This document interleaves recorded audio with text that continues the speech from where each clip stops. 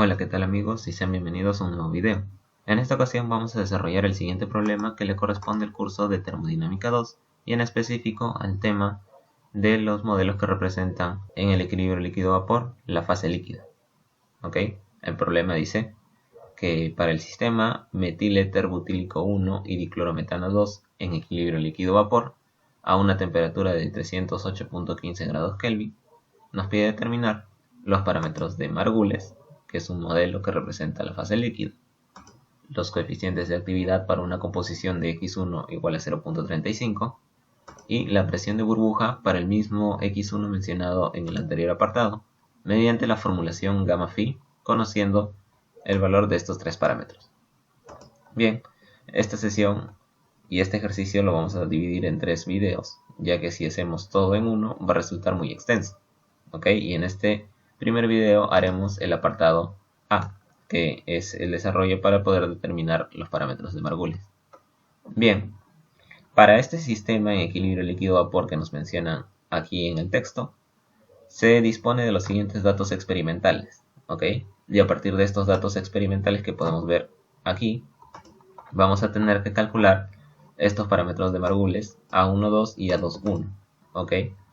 Lo vamos a hacer con dos métodos, uno con un método gráfico y el otro utilizando la herramienta Solver que ya conocemos. Y estaré dejando un link aquí debajo en la descripción para una lista de reproducción que tenemos aquí en el canal que vemos mucho acerca del tema del Solver, ¿no? Que es una herramienta de optimización aquí en Excel.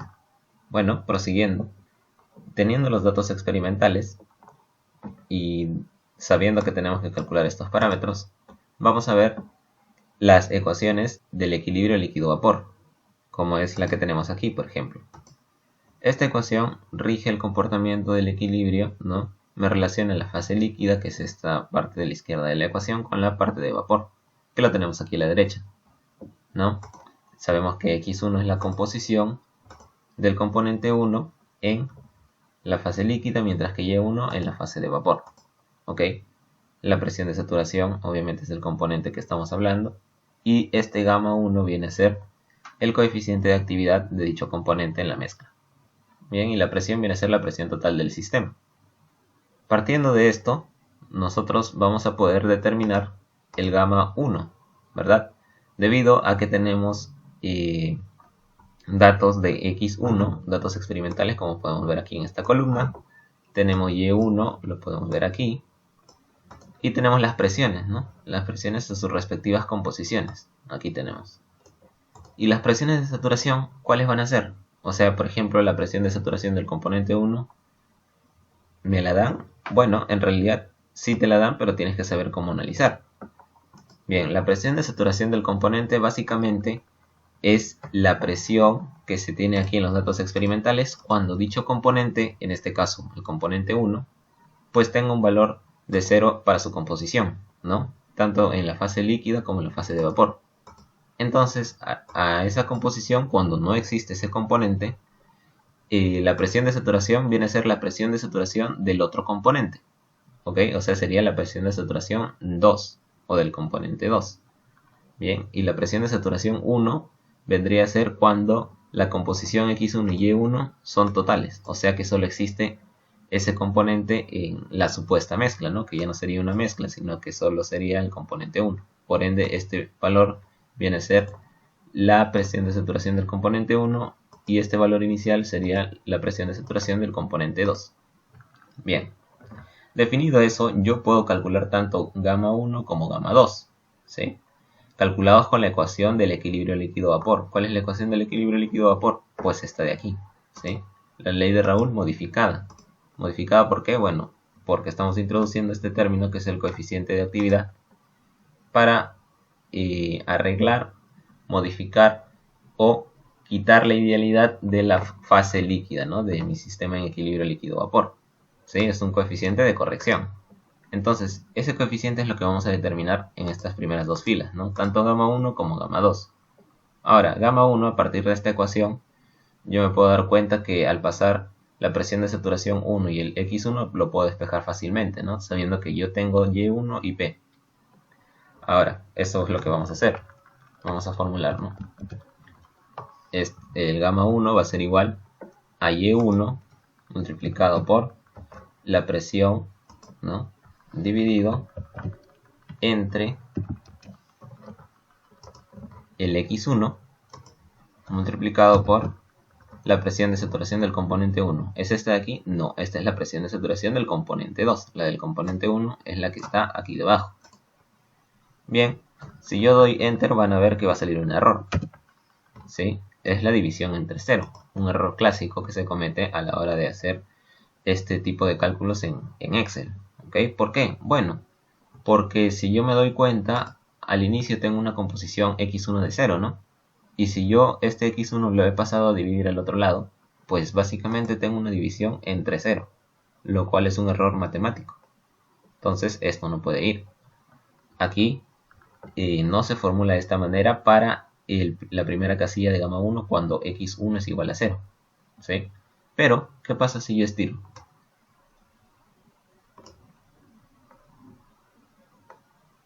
Vamos a ver que tiene un error, ¿no?, en todas las casillas. ¿Sí? ¿Por qué? Bueno, porque yo estoy estirando sin haber fijado el valor de la presión de saturación del componente 1, ¿verdad?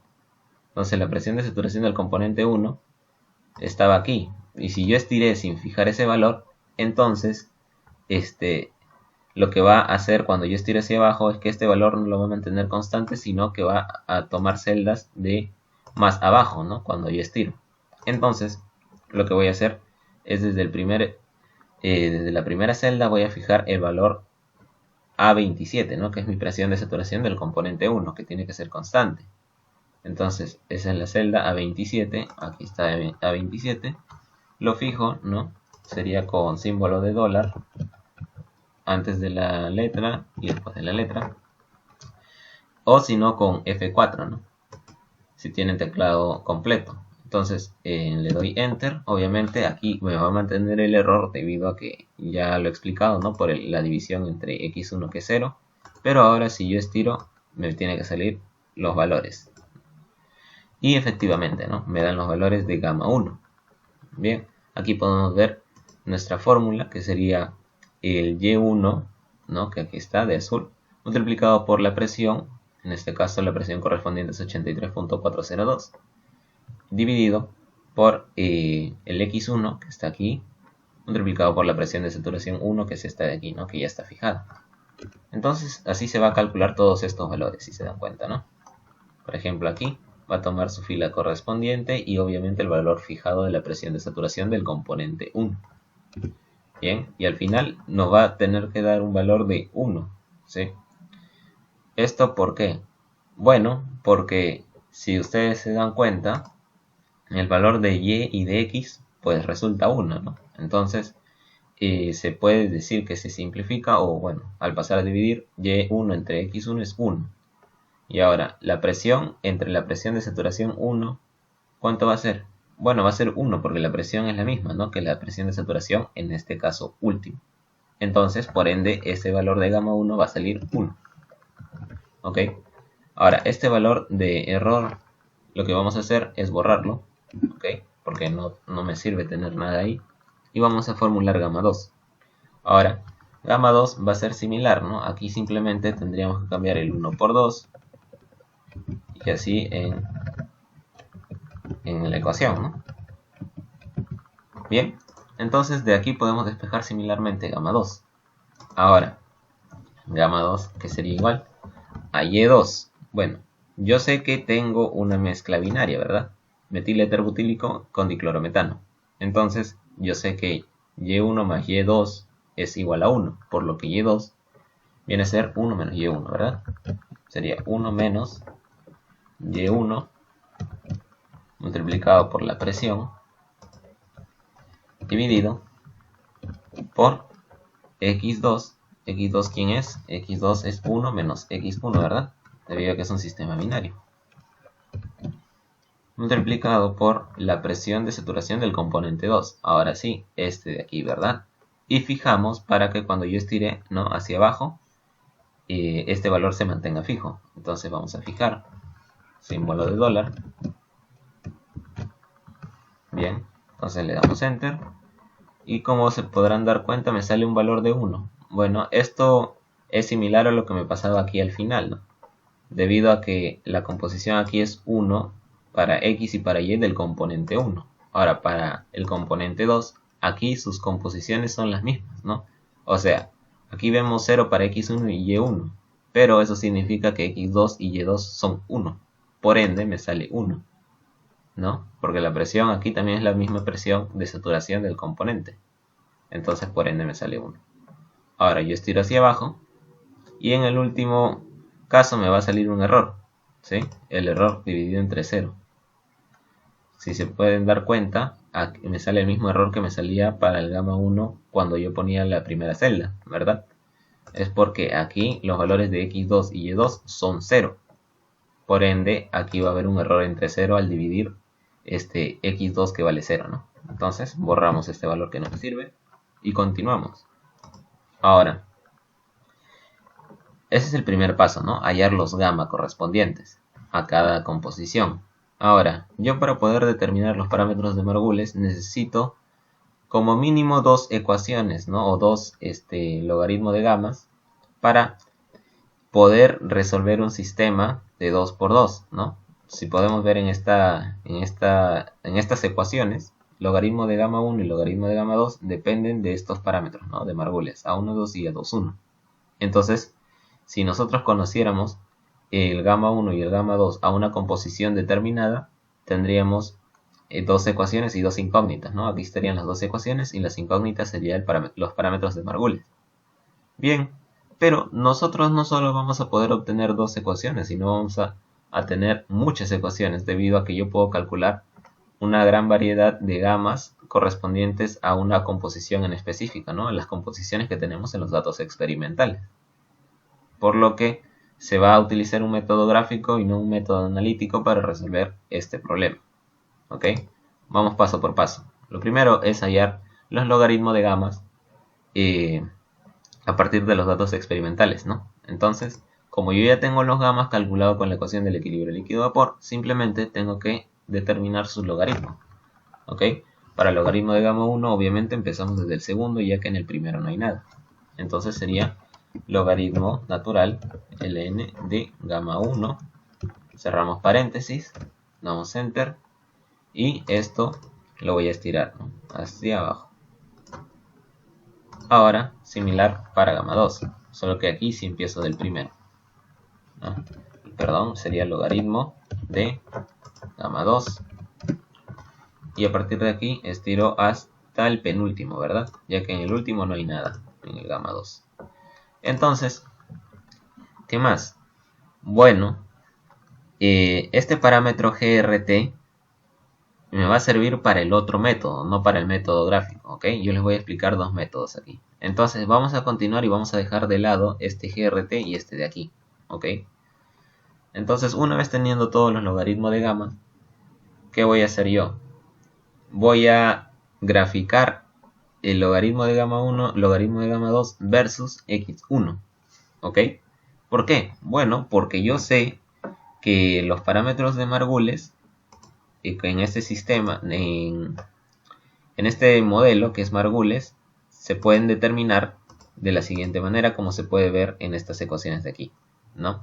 El A12 viene a ser el logaritmo a dilución infinita del coeficiente gamma 1, ¿no? Y el A21 es el logaritmo natural del gamma 2 a dilución infinita, ¿no? Donde la dilución infinita básicamente significa que cuando el componente se encuentra escaso en la mezcla, ¿no? O sea que la composición de dicho componente en la mezcla tienda a 0. Por ejemplo, el logaritmo de gamma 1 a dilución infinita es el logaritmo de gamma 1 cuando x1 tiende a 0. ¿Sí? El componente 1 va a tender a 0. Mientras que el logaritmo de gamma 2 a dilución infinita es cuando x2 tiende a 0, que es lo mismo que decir que cuando x1 tiende a 1, ¿verdad? Ya que x1 más x2 va a dar 1 por el hecho de tener un sistema binario. Ahora, sabiendo eso, yo voy a graficar el logaritmo de gamma 1, logaritmo de gamma 2 versus x1, ¿sí? Para ello, aquí ya tengo un gráfico preestablecido donde voy a insertar esos datos, ¿no? Voy a graficar aquí, como vemos, logaritmo de gamma versus x1, ¿no? Ahora voy a seleccionar los datos, le doy clic a seleccionar y voy a modificar esto, ¿ok? Nombre de la serie, vamos a ponerle logaritmo de gamma 1, ¿ok? El valor de la serie x va a ser x1, eso va a estar en mi eje de las abscisas, y en las ordenadas va a estar el valor del logaritmo de gamma 1, ¿ok? Seleccionamos todo, toda la fila, incluyendo la casilla esta de aquí, ¿no? La que está vacía. Entonces le damos a aceptar. Y ahora, logaritmo de gamma 2, vamos a modificar esto. Está bien que se quede con ese nombre.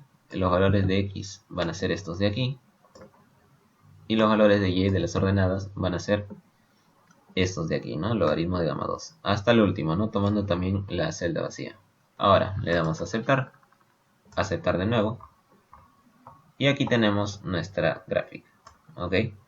Ahora, ¿qué vamos a hacer para poder determinar estos parámetros de Margules? Bueno, seguir la fórmula que tenemos aquí, ¿no? Sabemos que el logaritmo de gamma 1 cuando x1 tiende a 0 va a ser a12. Entonces yo voy a proyectar en mi gráfica, ¿no? Voy a traer estas dos ecuaciones aquí para que se pueda observar qué es lo que voy a hacer en el gráfico. Bien. Entonces, sabiendo que tengo que hacer esto, yo voy a proyectar, voy a insertar una forma, ¿sí? Voy a insertar para proyectar una flechita cuando el logaritmo de gamma 1 tienda a x1 igual a 0, ¿no? Entonces, ¿cuál es mi logaritmo de gamma 1? Es, según esta leyenda que podemos ver aquí, la línea de azul, ¿no? Entonces, yo voy a proyectar hasta que esta curva toque con el x1 igual a 0, ¿no? Y el x1 igual a 0 está aquí, ¿ok? Entonces tengo que proyectar hasta este eje. Voy a agarrar aquí y voy a seguir la tendencia que tiene la curva, ¿no? Que es más o menos así. Entonces, mi valor de A12 sería el valor de la ordenada que tenemos aquí, ¿no? Que sería más o menos entre menos 0.3 y menos 0.4. Le puedo poner menos 0.35, ¿no? Entonces voy a poner aquí menos 0.35 es el valor de A12. Ahora, A21 similar. Me dice que A21 va a ser igual al logaritmo de gamma 2 cuando x1 tienda a 1, ¿no? Entonces, voy a de nuevo insertar una forma. Sigo la tendencia del logaritmo de gamma 2, que es esta línea naranja. Sigo la tendencia y más o menos sería así, ¿verdad? Entonces, mi A21 sería el valor de la ordenada que tenemos aquí. Si seguimos por aquí, proyectamos aquí, tenemos un valor entre menos 0.5 y menos 0.6, que sería aproximadamente la mitad, ¿no? Que sería menos 0.55. Entonces, ese es mi valor de A21, menos 0.55. Bien, a ver, vamos a centrarlo. Listo. Ok, entonces ya tenemos el valor de esos parámetros. Y ya habríamos terminado nuestro primer apartado con el método gráfico. Ok, ahora les voy a enseñar otro método. El método gráfico me sirve para dar una buena estimación, pero yo puedo ajustar estos resultados un poco más con el siguiente método. Ok, que es utilizando Solver. Para ello voy a introducir este parámetro GRT. Ok, para compararlo con el GRT calculado con el modelo. Una cosa son estos datos calculados que pueden ver en estas filas de blanco. Son datos calculados con la ecuación del equilibrio líquido-vapor, que son estas de aquí, ¿ok? Las de blanco. Mientras que estos datos calculados con el modelo son estas fórmulas, las que tenemos que utilizar para el cálculo, ¿ok? Entonces, voy a utilizar ese parámetro, ¿no? El GRT calculado con la ecuación del equilibrio líquido-vapor, aquí está su fórmula. Es la sumatoria de los xy por el logaritmo de gamma i, ¿no? En este caso, como tenemos un sistema binario, se reduce a esto. Bien, entonces vamos a formular. Sería x1 multiplicado por el logaritmo de gamma 1, que en este caso está vacío, ¿no? cierro paréntesis, más x2, que sería 1 menos x1, ¿verdad? Multiplicado por logaritmo natural de gamma 2, en este caso si hay. Ahora le doy enter y naturalmente me tiene que salir un error, debido a que aquí estoy poniendo logaritmo de gamma 1, ¿verdad? Pero gamma 1 no hay nada, se lo va a tomar como 0, y logaritmo de 0 me da el siguiente error. Es un error matemático, ¿no? Entonces, aquí lo que voy a hacer es que voy a estirar, ¿ok? Aquí no tengo que fijar nada para que los demás valores se calculen solos. ¿Ok? Estiro hasta el último. Y tanto el primero como el último en este caso me van a salir errores numéricos debido a que aquí debajo voy a tener el logaritmo natural de gamma 2 y aquí el gamma 2 es 0, ¿no? Por ende me va a cometer el mismo error que aquí. Borro los extremos, o sea los errores, y continúo, ¿no? Ahora, voy a formular el GRT, pero basado en la ecuación del modelo de Margules, que me dice que es de la siguiente manera, ¿verdad? Para ello necesito el parámetro A12 y el A21 para poder formular este GRT, ¿ok? Obviamente, si yo estoy diciendo que este es un método para hallar A12 y A21, ¿qué valores voy a poner? Pues voy a poner una estimación, ¿no? Y la estimación lo puedo dejar tal y como está aquí, ¿ok? Como estos valores ya se han obtenido con el otro método, pues sería una buena estimación, de hecho una correcta estimación, ya que sería casi el valor real de estos parámetros, ¿no? Entonces, lo que voy a hacer es formular, ¿no?, ese GRT en base al modelo, y me dice que va a ser igual, abro paréntesis, a A21 multiplicado por X1 más A12 multiplicado por X2, que es 1 menos X1, cierro paréntesis, ok, y cierro otra vez paréntesis y multiplico x1 y x2, ¿no? x1 por 1 menos x1, que es x2, ¿no? Bien, ahora le doy enter y me va a salir obviamente 0, debido a que x1 en este caso es 0, ¿no? Y eso basta para que toda la expresión se convierta en 0. Ahora, ¿qué tengo que fijar en esta ocasión? Bueno, los parámetros de Margules, que tienen que mantenerse fijos a la hora de que yo estire, ¿no? Entonces, voy a fijar las celdas J8 y J9, ¿verdad? Entonces me voy aquí a la barra de fórmulas, J8 y J9 lo tengo que fijar. J9, J8, nada más, los demás sí cambian, ¿ok? Entonces ya una vez fijado, voy a estirar hasta el último y listo, ¿no? En este caso no hay error en el primero ni en el último debido a que no tengo ninguna división entre 0 o ningún logaritmo natural de 0, ¿sí? Pero sí salen 0 aquí, ¿no? Bueno, lo que voy a hacer es simplemente comparar estos dos valores, ¿no? Y me tienen que resultar similares, ¿no? Vamos a ver. El primero, bueno, a partir del segundo, ¿no? Con el que puedo comparar, porque en el primero no hay nada. En el segundo me sale menos 0.0136 y con este me sale menos 0.0114.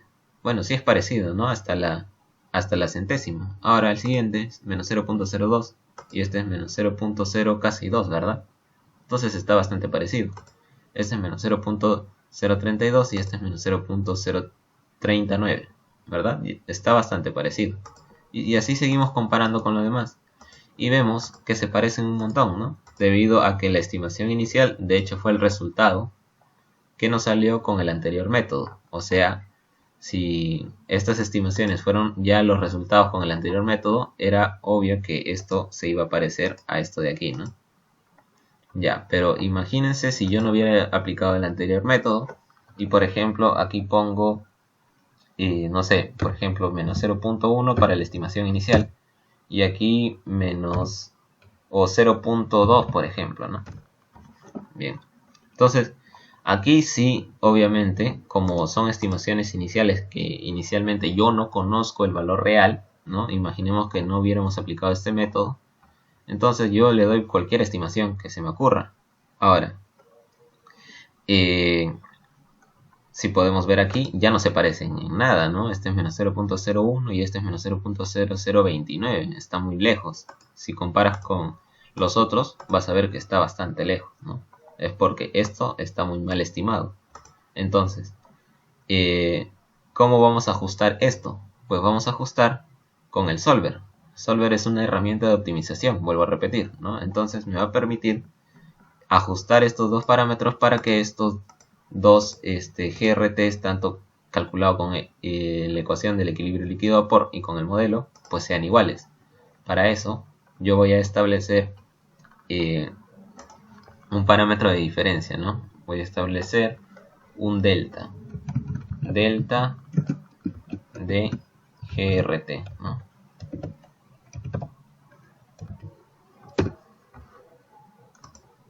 Bien, a ver, ahí está. Un delta al cuadrado, ¿ok? ¿Por qué un delta al cuadrado? Bueno, un poco más adelante lo voy a explicar. Ahora, ¿qué viene a ser este delta al cuadrado? Básicamente es la diferencia de este GRT con este de aquí, ¿ok? Elevado al cuadrado. Entonces voy a poner igual esto menos esto, todo eso elevado al cuadrado, ¿no? Abro y cierro paréntesis, elevado al cuadrado. Ahora, aquí no hay nada que fijar, entonces voy a estirar. Listo. Y voy a establecer aquí una suma, ¿ok? La suma. Y voy a hacer la suma de todo esto, ¿no? Todos estos deltas. A ver qué pasó. Ah, cierto, no abrí paréntesis. Ahora sí, sumo todos estos valores. Y me debe dar 0, pues, ¿no? ¿Por qué me debería dar 0? Bueno, porque yo espero que la diferencia de este GRT y este, pues sea bastante pequeña, ¿no? O sea, que se parezcan. Entonces, la suma de esto debería dar 0 por el hecho de que todas estas diferencias individualmente deberían dar 0, ¿no? Para que me diga que el modelo está bien aplicado y que el GRT calculado con la ecuación del ELV se parezca al calculado con la ecuación del modelo. ¿Ok? Entonces, la suma yo sé que tiene que ser 0, entonces esa va a ser mi función objetivo. Voy a plantear de que la suma tenga que ser 0. ¿Y cuáles son los valores variables? Pues van a ser los parámetros de Margulis, ¿no? Que tienen que variar para que esta diferencia sea bastante pequeña. Ahora, ¿y por qué hice delta al cuadrado y no solo una diferencia normal? Bueno, porque yo sé que mi suma tiene que ser 0, ¿verdad? Pero que la suma sea 0 no implica que todos estos vayan a ser 0 si solo fuese la diferencia sin el cuadrado. ¿Por qué? Bueno, porque por ejemplo, este podría ser menos 1 y este valor podría ser 1. Y si yo lo sumo, por ejemplo estos dos, ¿no? Y que los demás sean 0, aún así toda la suma de aquí va a salir 0. Pero este y este valor que estamos asumiendo que es 1 y menos 1, pues no son 0. ¿Ok? Entonces, para asegurar de que todos estos valores sean positivos o sean 0, o lo más próximo a ello, se pone este término cuadrático, ¿no? Para asegurar de que ninguno sea negativo, o que al menos trate de no serlo. Y entonces vamos a utilizar la herramienta de Solver, ¿no? Vamos a Datos, vamos a Solver, y aquí lo que vamos a hacer es poner la función objetivo que dijimos que era la suma. Tiene que ser valor de 0, ¿sí? Porque eso es lo que quiero, que mi suma sea 0. Las celdas variables van a ser, obviamente, lo que quiero que varíe, que es los parámetros de Margulis, ¿no? Para que me determine el valor que debería ser. Y bueno, no hay restricciones en este caso. Así es que una vez colocado todo esto, simplemente le damos a resolver. Y bueno, me dice Solver no encontró ninguna solución viable. Nos informa de problemas con la viabilidad o límites de viabilidad. Bueno, vamos a darle a aceptar, ¿ok? Mira, si pueden ustedes notar, aquí casi todos son 0, ¿verdad? Pero este me da un 0.0001. ¿Ok? Entonces, ¿cuál es el problema con el solver? O sea, ¿qué problema detectó ese solver? Pues el solver considera que este que es de orden de 10 a la menos 4, ¿no? 0.0001, pues no es tan pequeño como el 0. Y por eso te dice y te informa que no es tan pequeño, ¿no? Que no es tan cercano al 0. Entonces por eso te informa y te da un error, ¿no? Que entre comillas sería falso. Y con eso, ¿qué asumo o cómo debería interpretarlo? Bueno, tú tienes que ver estos resultados nada más. Si estos resultados son bastante próximos a 0, entonces tu solver está bien aplicado, ¿ya? ¿Y qué más tendrías que ver luego de ver esta parte del solver? Bueno, tienes que ver de que este GRT, como inicialmente dijimos, sea similar a este GRT, ¿verdad? Entonces vamos a revisar. A partir del segundo me sale menos 0.0136 y aquí menos 0.0122. Parecido, ¿verdad? Este menos 0.0211 y este menos 0.0212. Bastante parecido. Y si vas revisando, vas encontrando bastantes coincidencias entre estos números, ¿no? Por eso es que la diferencia cuadrática, bueno, sale pequeña, ¿no? Entonces, el solver ha llegado hasta un punto donde ya no puede encontrar mejores valores para A12 y A21, obviamente por ser valores experimentales, ¿no? Y va a ajustar lo más que puede, pero no significa que siempre aquí la suma te vaya a salir bastante pequeñita, ¿no? O sea, cercano a 0. Pero simplemente basta con fijarte en estos valores que sean relativamente parecidos, ¿no? Para decir que mis parámetros de Margulis ya han sido ajustados y estos serían las respuestas. Recordemos las respuestas anteriores con el método, ¿no? Anterior del método gráfico, que era menos 0.35 y menos 0.55, ¿verdad?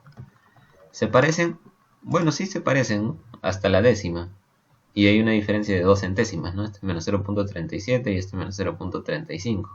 Y aquí igual, ¿no? Menos 0.57, menos 0.55. Pues son bastante parecidos, ¿no?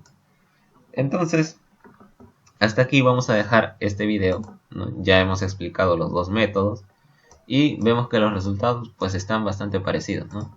En este caso, obviamente el solver va a ajustar mejor siempre que el método gráfico, debido a que este método es un poco más visual, ¿no? Tienes que darte cuenta de dónde intercepta, haciendo la proyección que nunca es exacta, ¿no? Nunca es bastante precisa la proyección que tú hagas de la curva, ¿no? Entonces este método es útil, ¿no? Si no tuviéramos la herramienta de Excel a la mano, pero si tenemos Excel es mejor aplicar el solver para obtener un resultado más ajustado como estos de aquí, ¿sí? Y bien, si nosotros quisiéramos calcular estos gamma, pues simplemente formularíamos en base a estos de aquí, ¿no? A estos parámetros A12 y A21 con estas dos ecuaciones del modelo, ¿sí? Ya teniendo A12 y A21 calculados, ¿verdad? Por ejemplo, logaritmo de gamma 1 viene a ser x2 al cuadrado, que es 1 menos x1 elevado al cuadrado multiplicado por lo que está entre corchetes, que es A12 más 2 veces la diferencia entre A21 y A12 multiplicado por x1. Bien, ese sería mi valor. Y ahora yo voy a estirar, ¿no? Obviamente tengo que fijar el J8 y el J9, que son los parámetros para poder estirar hacia abajo. Entonces vamos a fijar J8, J9, J8. Bien, y lo demás si lo dejo variable, lo estiro. Bien, y puedo comparar, ¿no? El mismo logaritmo de gamma 1 con este logaritmo de gamma 1. Menos 0.365 menos 0.331. Bueno, no está tan alejado. Veamos este, menos 0.355 menos 0.323. Vamos por ahí. Menos 0.34 menos 0.31. Bien, vamos más abajo, por ejemplo. Menos 0.0119 menos 0.0166. Bueno, no está tan mal nuestra aproximación, ¿verdad? Con el solver. Entonces, vamos a formular, por ejemplo, el gamma 2, ya para terminar. Sería x1 elevado al cuadrado, multiplicado con, abro paréntesis, sería a21 más 2 veces la diferencia de a12 menos a21, y esto lo multiplicamos por x2, que es 1 menos x1. ¿Sí? Le damos enter. A ver, vamos a ver aquí si está bien. x1 al cuadrado más a21 más 2 veces la diferencia de a12. Ahí está al revés, ¿no? a12 es aquí. Sería j9. No, j8, no, si está bien. j8 menos j9, ¿verdad? Ajá, a12 menos a21 por x2, que sería 1 menos x1. Sí, está bien. Ahora, agarramos y estira. Antes de estirar, recordemos fijar el j9 y el j8, que son los parámetros, ¿verdad?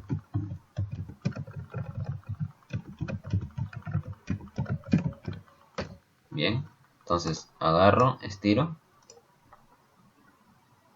Y de aquí también estiro hacia arriba. Vamos a ver acá si estiro qué pasa. Ya, listo.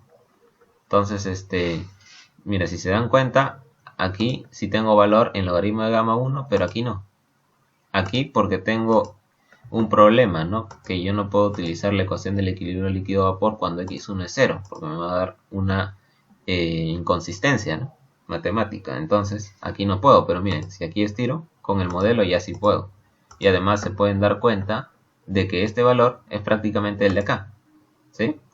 Entonces ahí confirmamos, ¿no?, que el logaritmo de gamma 1 a dilución infinita, o sea que cuando x1 tiende a 0, en este caso, pues este valor sería el a12, ¿no? Ya confirmando con estas ecuaciones, ¿no?, lo que habíamos visto con el método gráfico. Bien, entonces vamos a comparar, ¿no?, el logaritmo de gamma 2 que no hemos comparado. Si aquí nos podemos dar cuenta, no se parece tanto, ¿no? Menos 0.0002 no se parece mucho con menos 0.002. Vamos a ver el siguiente, menos 0.0007, y este es menos 0.0026, no se parece. Pero mientras vamos creciendo, por ejemplo aquí, menos 0.03 y este menos 0.04, ya se va apareciendo más, ¿no? Y si vamos aquí, menos 0.28 que tiende a menos 0.3, ya se va apareciendo, ¿no? Entonces estos valores de aquí, pues obviamente son fallas de los datos experimentales, ¿no? O sea, que probablemente estos primeros valores de la composición o de la presión hayan sido calculados mal en el experimento. O puede ser que el modelo no represente satisfactoriamente al 100% este comportamiento, ¿no?, de este sistema binario que tenemos aquí, que es metil eterbutílico con diclorometano 2 a esta temperatura. Bien, con esto cerraríamos el video. Gracias por su atención. Si les ha gustado, no olviden dejar su me gusta y compartir este video. Si quieren ver más contenido como este, no olviden suscribirse al canal, que es totalmente gratis, y darle a la campanita para que reciban todas las notificaciones. Por mi parte sería todo y nos estaremos viendo en la próxima.